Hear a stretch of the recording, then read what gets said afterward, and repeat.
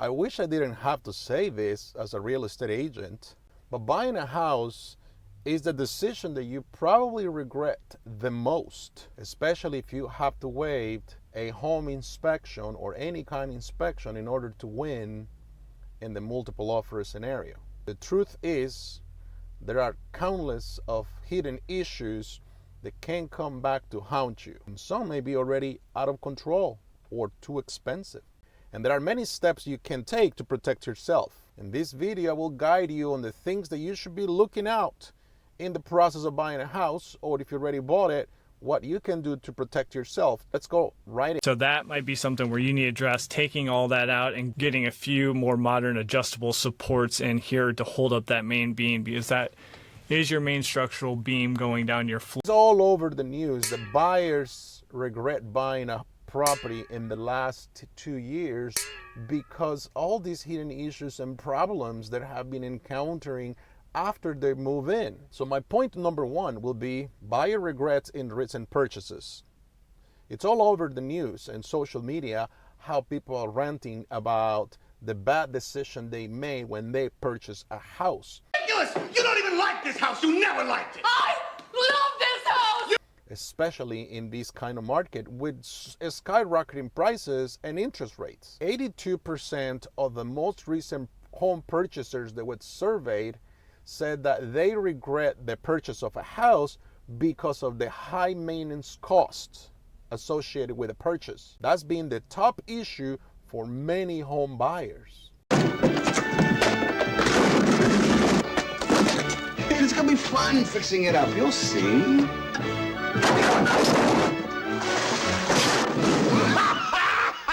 28% of these buyers were completely amazed by the cost of the upkeep of a property. You see, coming from a rental situation sometimes is very different to being a homeowner. In a rental situation, you don't have to worry about other things.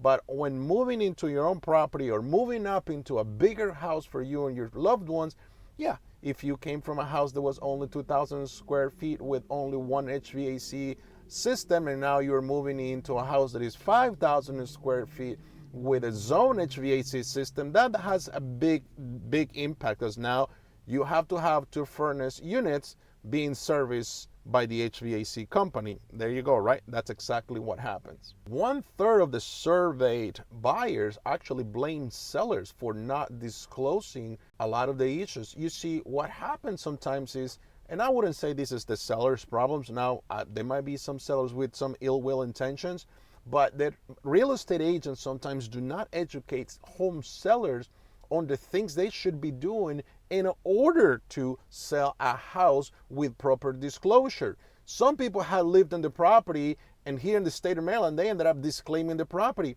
That should not be allowed. I don't know why some realtors do that. And when you ask them, hey, what happened about this? Why are you doing this and that? The seller always lived there according to the record. They sometimes don't know how to answer, and that's either because they have no experience, they're actually hiding something, and I think it's very important. So I will just say that as a real estate agent, if you are representing someone buying a house, go the extra mile to make sure there are no issues with the property. You can check on the county website for any outstanding permits for this property. You can check in some other places just to make sure that everything is taken care of. Now, let's talk about the unmet needs. 24% of home buyers actually regret their purchase of a house because unmet needs, meaning they thought they were buying something that will fulfill a need for them, but actually it did not. It created more like a nightmare. Some home sellers do a great job of putting the kitchens and the bathrooms in the most nicest HGTV way possible. This could actually be a big distraction from the big ticket items. Remember, at the end of the day, just to paint a wall, change some cabinets and doorknobs, and just put a nice fancy countertop, it is costly, but sometimes it's not needed. But having a working HVAC unit in the winter months or in the summertime, having a good roof that is not going to be leaking, and especially you can run the risk your insurance company dropping you on that because you have a bad roof. Those things, yes, those are must-haves in the home purchase process. So my point number 2 is the importance of assessing structural and functional qualities. That's very important. You have to look beyond that coat of paint that this homeowner just put to the property, or the nice laminate flooring that they just been put. You got to look beyond these things, and you got to really get into the essence. I recently had the opportunity to help someone purchase a property, and in the process we discovered that the HVAC unit had an internal leak. So we demanded the seller call an HVAC company to come and fix it. What we thought maybe was going to be $100 type of fix, it turned out to be almost $4,000, because the leak was so inside of the unit of the coils that they needed to replace a lot of the parts inside. It turns out that my client ended up now inheriting almost like a brand new furnace in the place they bought. If you would have just only said, hey, just give me a credit for $800 for that potential leak, even $1,000, it would only probably be 1/3 of the cost of these potential issues. So you really gotta go way above. And it had a brand new stove, brand new microwave, beautiful granite counters, beautiful 42-inch cabinets, nice gleaming flooring. They even left the TV. But remember, you got to look into those things too. Otherwise, you're paying the consequences and the price and the headaches. Items, foundation items, as well as mechanical items, are the ones that need to rank super high in your home purchase, home upgrade. Okay, that's very important, because if those things are not on top of the list, do not get distracted with the scratches on the wall, or that the one of the cabinets, the drawer, it's kind of loose, wiggly a little bit, but the other things are going to cost 100 times more than just a loose drawer. I always tell people that buy the house as a home buyer, but judge the house as an investor. When you go and initially see the house, we're looking for like unique smells in the basement, cracks on the walls, even if it's the drywall, that can imply a potential issue within the property. Is there any puddles of water either staying outside of the property or inside of the property? There's certain things that you need to know. I recently saw this other listing here in Maryland that the seller says they're offering about $7,500 concessions because the house needs some TLC. And when I went and looked at the property, $7,500, I mean, it would be only on the painting of the property, the entire paint of all the 3 levels of the house.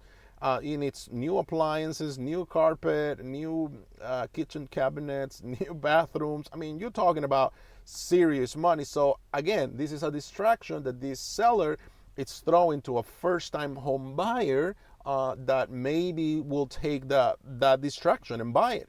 I always tell people, says, when somebody's on their own voluntarily are telling you they're willing to give you that, unless there isn't a specific issue, like, hey, there is a problem with a sliding glass door that is so unique that it will take 12 weeks to get delivered, and we just want to make sure that the new homeowner gets to put the one. Here is the estimate from the contractor or the company of what it's going to cost, and we're willing to give a credit that equals whatever is written in the estimate. That is different. That is totally different, because that means they already did the work. But when they haven't done any of the work, they cannot even present you, or maybe they did the work and they are afraid to open up a big can of worms by presenting you an estimate. At the end of the day, it's the seller's money. I'm not trying to tell the seller what to do or not if I'm on the buy side, but remember, I represent the buyer and I am fighting for my client. I'm not fighting for the seller.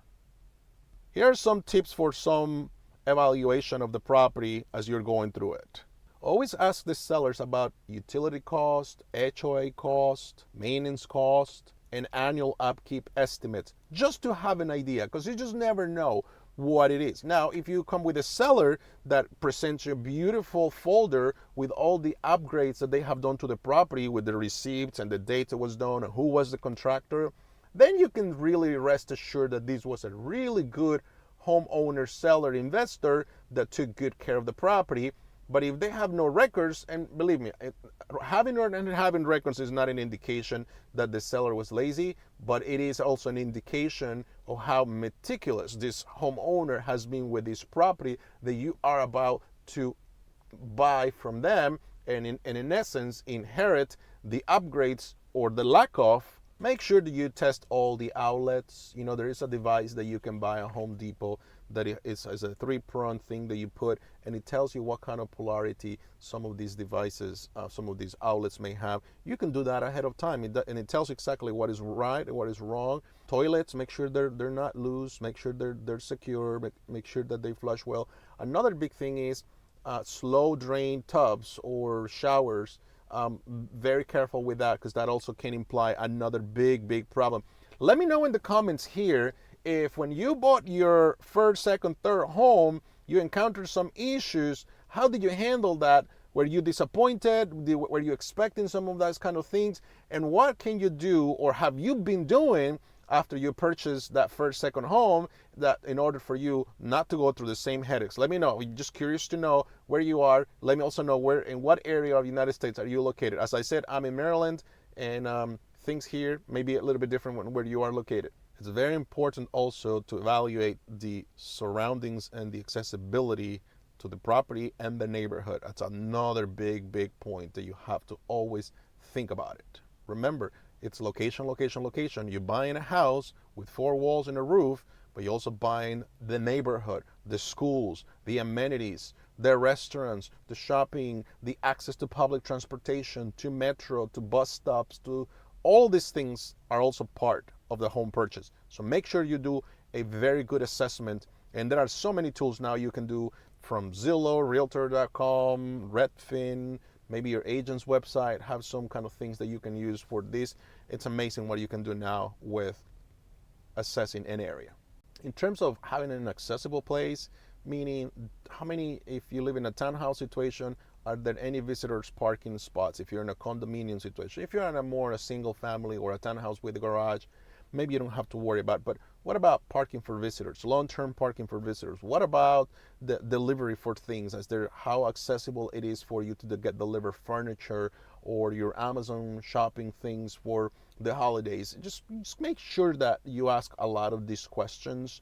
Structural integrity is very important. Cracks of any kind, hairline, big hairlines, small, whatever you want to call it, those are very important and very critical for the saying yay or nay to the property. So make sure that any kind of cracks on doors, windows, drywall, foundation walls, on the concrete slabs, driveways, like gaps between a driveway and the house, or the front steps, or any like uneven front steps, walkways. A lot of those things can really give you a huge signal of what is happening. And just like that, we came to the end of this video. Again, I'm Robert Garcia, your host, friend here in the real estate industry. And my goal is to help you understand the raw market trends so that you can enjoy living with ease. Thank you again for watching this video. If you found some value here in this kind of content, do me a huge favor and give it a thumbs up. That helps me a lot. And if you really think this is something you want to keep watching, subscribe to my channel. I promise every week I'll deliver content just like this. Thank you, everybody. Have a great day. Bye.